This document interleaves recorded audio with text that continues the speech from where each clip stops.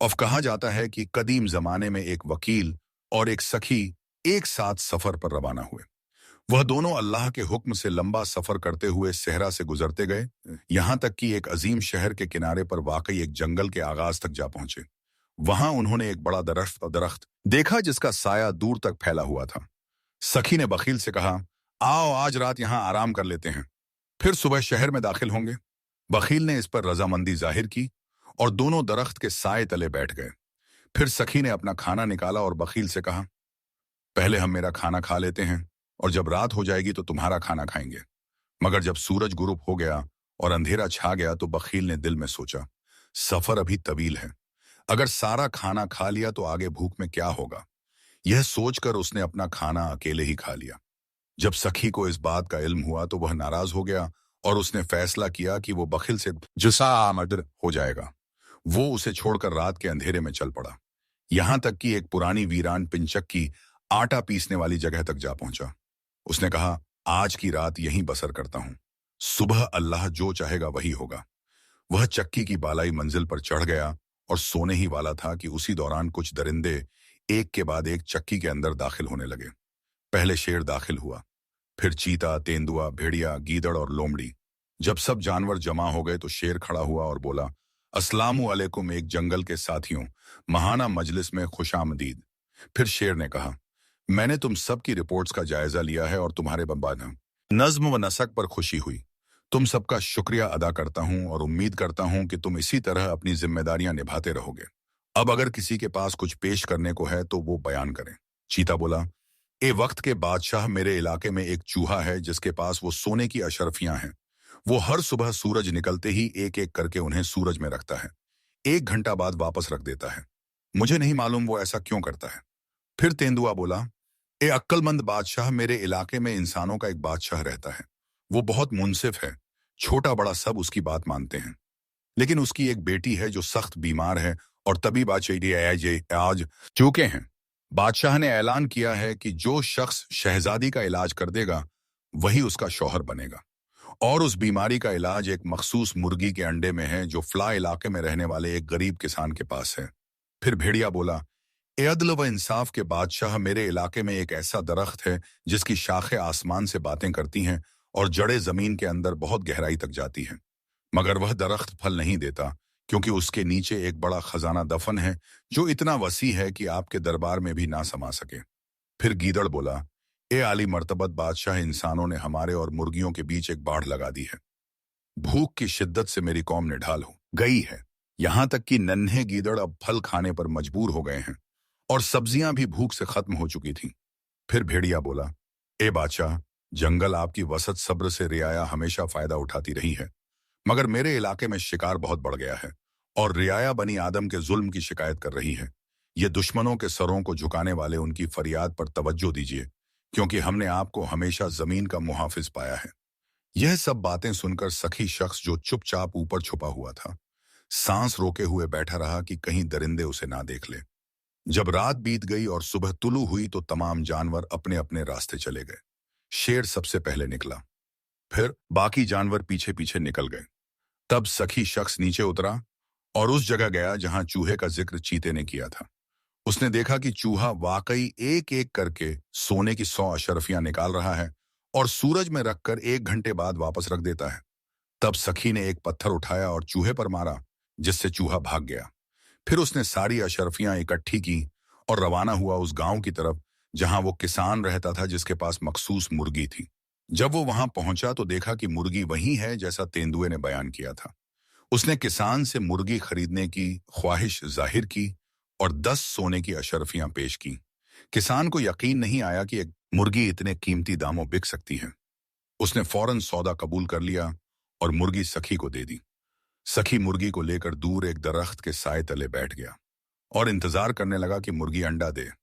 जब मुर्गी ने अंडा दिया, उसने अंडा जेब में रखा और बादशाह के महल की तरफ रवाना हो गया। महल पहुंचकर उसने बादशाह से कहा, ए बादशाह, वक्त मैं एक अहम काम के सिलसिले में हाजिर हुआ हूं। बादशाह ने कहा, कहो क्या बात है। सखी ने कहा, मुझे मालूम हुआ है कि शहजादी बीमार है और हकीम बता आई थी और थे और है ते- और ते- ते- अरम तबीब सब आजिज आ चुके हैं। अगर एक मामूली बंदा इस बीमारी का इलाज कर दे तो क्या इनाम पाएगा? बादशाह ने कहा, अगर तू उसे शिफा दे दे तो वो तेरी बीवी बनेगी, और अगर झूठा निकला तो तेरा सर कलम कर दिया जाएगा। सखी ने शर्त कबूल की, मगर उसने एक शर्त रखी, मैं इलाज एक ऐसे कमरे में करूंगा जहां मुझे और मरीजा को सिर्फ वही देख सके जो जमीन व आसमान की हर चीज से बाख पर है। बादशाह ने यह शर्त मान ली और दो मुहाफिजों को हुक्म दिया कि वो उसे शहजादी के कमरे तक ले जाए। कमरे में पहुंचकर सखी ने देखा कि शहजादी बिस्तर पर बेहोश पड़ी है। बीमारी ने उसके जिस्म को तोड़कर रख दिया था। सखी ने दिल से दुआ की कि अल्लाह इस अंडे में शिफा रखे, जैसा कि तेंदुए ने कहा था। फिर उसने अंडा तोड़ा, एक बर्तन में अंडे का मवाद निकाला, कपड़े का एक टुकड़ा डुबोकर शहजादी के जिस्म पर लगाना शुरू किया। थोड़ी देर में शहजादी ने हल्की सी झुंबिश की। सखी हैरान रह गया। कुछ देर बाद उसने दोबारा दवा लगाई। शहजादी ने आंखें खोल दी। फिर 1 घंटा सब्र के बाद दोबारा दवा लगाई। शहजादी बोलने लगी। फिर चौथी बार दवा लगाई तो शहजादी उठकर बैठ गई, जैसे वो कभी बीमार ही न थी।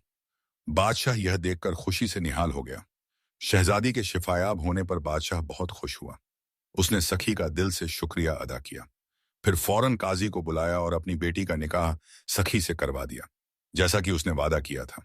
उसके बाद शाही हुक्म से शादी की खुशी में जश्न मनाया गया और पूरे शहर में खुशियां छा गईं। अगली सुबह सखी ने बादशाह से कहा, ए बादशाह मुज़म, आपकी सल्तनत में एक दरख्त है जिसकी शाखें आसमान से बातें करती हैं और जड़ें जमीन के अंदर बहुत गहराई तक जाती है, लेकिन वो फल नहीं देता क्योंकि उसके नीचे एक खजाना दफन है। ऐसा खजाना जो आपके महल में भी समा नहीं सकता। आप मेरे साथ कुछ सिपाही और मजदूर भेज दें ताकि कम इन पता है वजन ताकि हम उसे निकाल सकें। बादशाह ने फौरन सिपह सालार फौज और बहुत से मजदूरों को सखी के साथ रवाना कर दिया। वो दरख्त के पास पहुंचे और गड्ढा खोदना शुरू किया, हत्ता कि आखिरकार खजाने तक पहुंच गए और उसे निकालने में कामयाब हो गए। सखी ने खजाने का कुछ हिस्सा मजदूरों में बांट दिया, फिर एक और हिस्सा गरीबों और मोहताजों में तकसीम कर दिया। चंद दिन बाद जब सखी शहर की गलियों में चहलकदमी कर रहा था तो उसे अपना पुराना साथी बखील नजर आया। सखी ने उसका गर्मजोशी से इस्तकबाल किया और उसे अति देने की पेशकश की, मगर बखील ने इनकार करते हुए कहा, पहले मुझे बताओ तुम इस हाल तक कैसे पहुंचे। सखी ने उसे सारी कहानी सुनाई, ताना जंगल के जानवरों की मजलिस और कैसे उसने उनकी गुफ्तगू से फायदा उठाकर माल व दौलत शहजादी और इस्त हासिल की। यह सुनकर बखील के दिल में भी लालच पैदा हुआ। वो फौरन ताना की तरफ भागा, मगर पिछली मजलिस को गुजरे पूरा 1 महीना हो चुका था और अब जानवरों की नई मजलिस का वक्त आ गया था। उसी तरह शेर, चीता, तेंदुआ, भेड़िया, गीदड़ और लोमड़ी एक के बाद एक ताना में दाखिल हुए, और जब सब जमा हो गए तो शेर ने उनका खैर मकदम किया और उनसे कहा कि अपनी बातें पेश करें। भेड़िया बोला, ए जंगल के बादशाह, हम तुझसे कैसे बात करें? पिछली बार हमने ऐसी बातें की जो हमारी मजलिस से बाहर कोई नहीं जानता था, मगर वो बातें बाहर कैसे पहुंच गईं?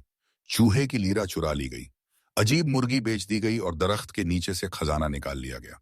मुझे यकीन है कि कोई छुपकर हमारी कीरती बातें सुन रहा है। शेर ने फौरन हुक्म दिया कि पूरी ताना की तलाशी ली जाए। तमाम दरिंदे झगझ खैल गए और तलाश शुरू कर दी। थोड़ी ही देर में उन्होंने बखील को छुपा हुआ पा लिया। उन्होंने उसे मार डालने की कोशिश की, मगर बखील बम मुश्किल जान बचाकर भागा। अलबत्ता वो शदीद जख्मी हो चुका था। यो बखील की लालच और तमा का अंजाम इबरतनाक हुआ, जबकि सखी अपनी नेकी, अक्ल और फियाजी की बदौलत शहजादी के साथ शाही महल में खुशहाल जिंदगी गुजारता रहा। हालांकि एक वक्त ऐसा भी था कि वो एक निवाले का मोहताज था। यहाँ कहानी खत्म होती है।